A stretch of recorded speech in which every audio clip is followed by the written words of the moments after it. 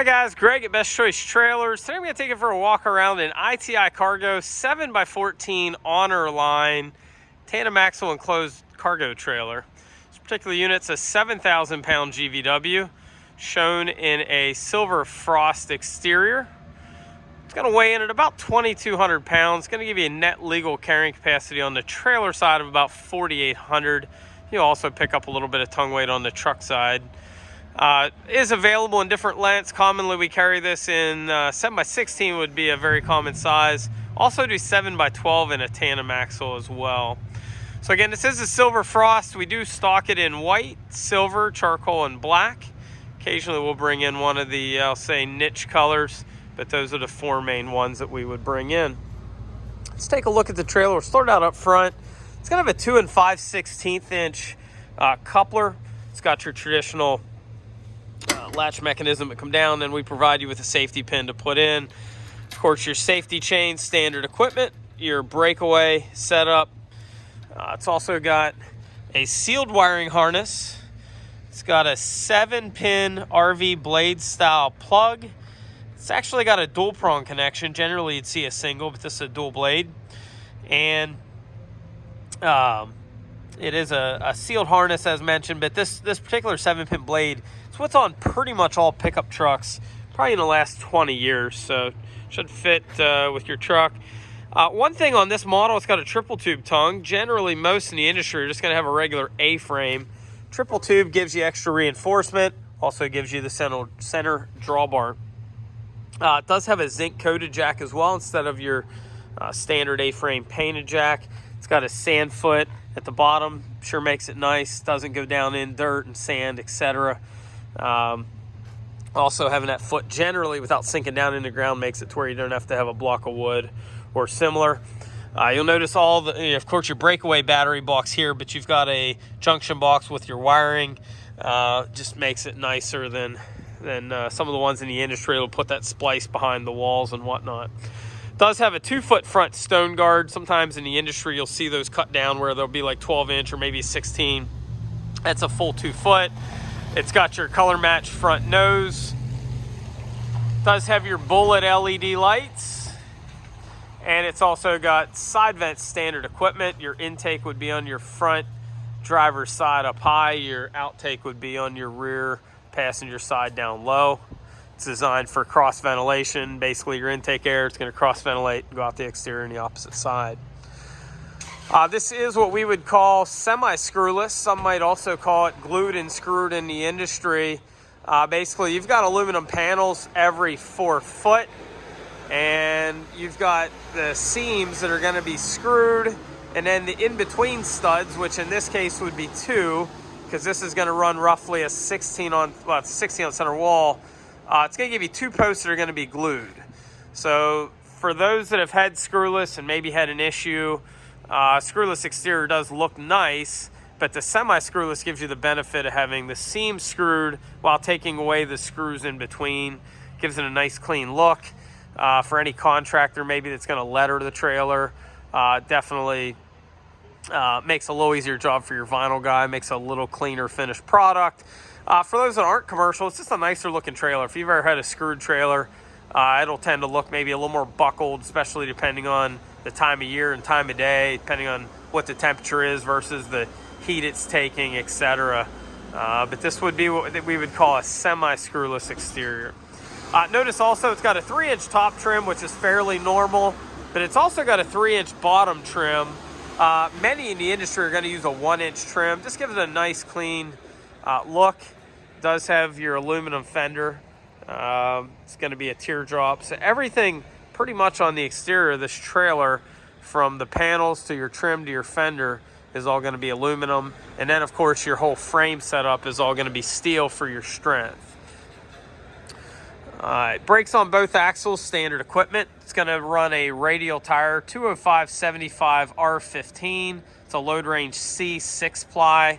This does have brakes on both axles. It's also got the forward adjusting brakes, and then behind this rubber plug it's also got what we would call an easy lube hub. So any homeowner with basic hand tools can put your grease gun on the Zert and basically wait for the fresh grease to come out. When it does, you can go ahead and stop. What I like to do before I get started is take a paper towel and wipe away the old grease first. Just makes it a little bit easier to see what you got going on. After the first 25 miles of use, the manufacturer of the axle does recommend you retighten your wheel torque. These torque spec would be 90 to 120 foot-pound. These are drop spring axles. That's what the vast majority of manufacturers in the industry use. Drop springs are not that commonly used on most of your open trailers, but on cargos they use drop axles to lower your height down a little bit. It does a few things. One, it keeps your overall box height down a little bit less and a little bit less wind resistant. But it also brings your deck height down a little bit. So again, like most in the industry, you've got your drop spring axles. Rear of the door, this actually has truck bed liner on the rear sill, just like the front tongue. I didn't point it out specifically on the tongue, but I'll get you zoomed in. So basically it's got truck bed liner, just like your most of your trucks coming in nowadays. Very durable setup. It's got 3 hinges, what I call the full width hinges. Some of your trailers, especially your more economy stuff, a lot of your stuff coming out of Georgia is going to have about probably a 4-inch wide hinge. Again, I just call these the full width hinges. They probably come out to about 9-10 inches. Just a more stable hinge, more durable. Somebody that's going to use it certainly for more of a commercial application, definitely advisable.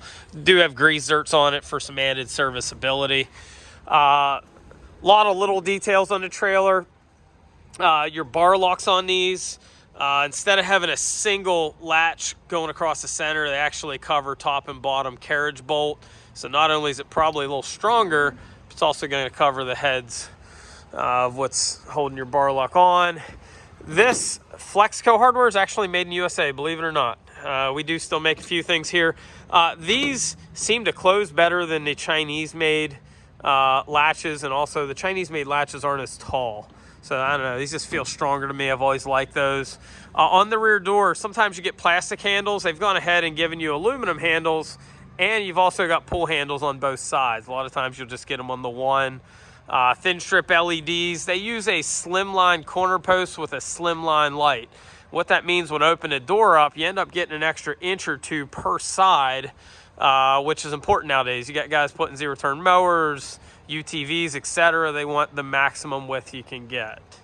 Bumpers up top. You get 3 bumpers to help protect your door whenever you lay it down. Let's go ahead and open this up.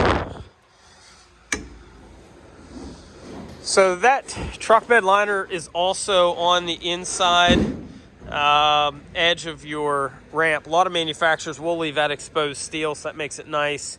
You got a Z-hinge ramp flap extension on the door, and I didn't point it out as the door came down, but I left it go. I left it completely go.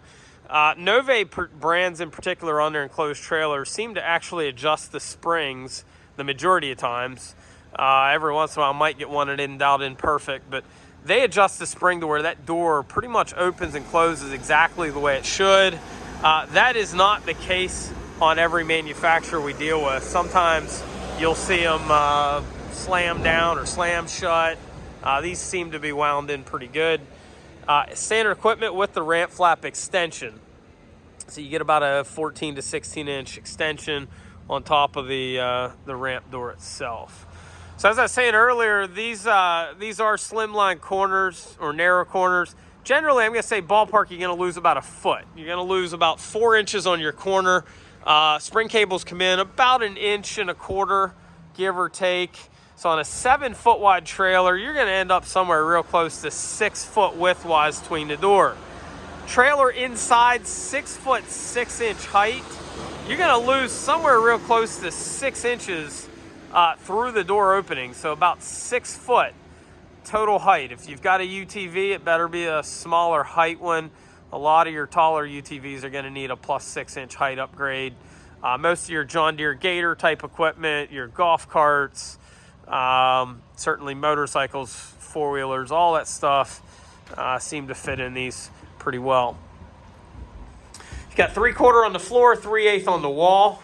Wall studs are 16 on center.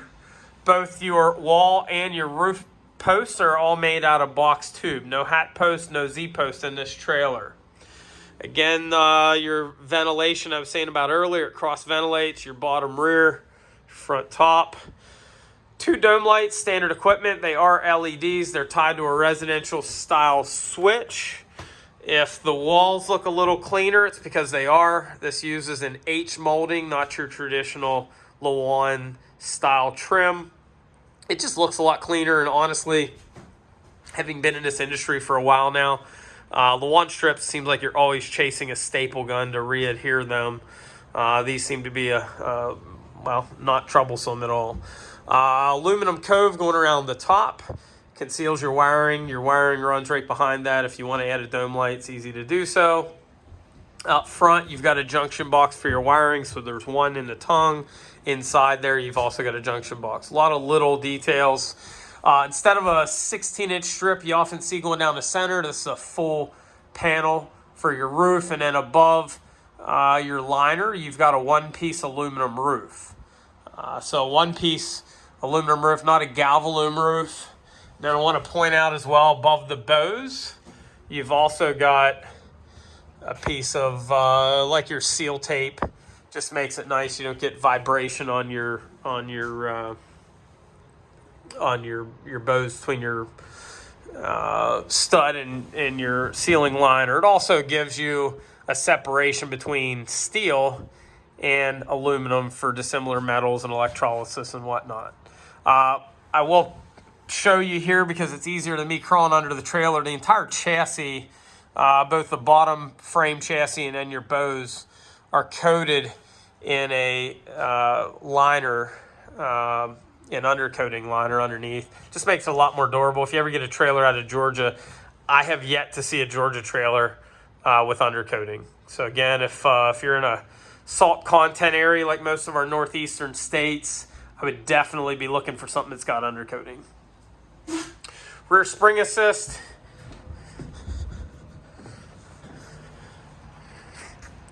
So again, I said this is 7x14. Just want to be clear. That measurement's going to be a square box measurement. You've got 14 to the box. You've got roughly another maybe 18-inch nose on this trailer. So if you put something maybe 15.5 foot down the center, it should just about make it. RV style side door instead of the house built door. Makes it nice. You got a foam filled door. Got a nice finish. You've got a RV handle, keys on the inside. Deadbolt lock from the inside. You can actually use it from the outside as well. And then from the outside, you've got your lockable handle. Does have an aluminum door hold back, not plastic. So another little detail. There's probably, I don't know, I probably pointed out 25 different little details they've added into this trailer. We consider this a very nice, I'll say, mid-grade or better trailer. We carry ITI's, I'll say, sister company Shore Track as our premium steel line. But this is a nice trailer for anything from an average contractor to a homeowner that wants something a little bit nicer. We do stock it into different sizes. We also have other colors available. There are some options. If you need something a little bit different, a little bit extra height, whatnot, give us a shout. We'll see what we can do for you. You can reach us at 717-220-4220, or you can visit us on the web at bestchoicetrailers.com.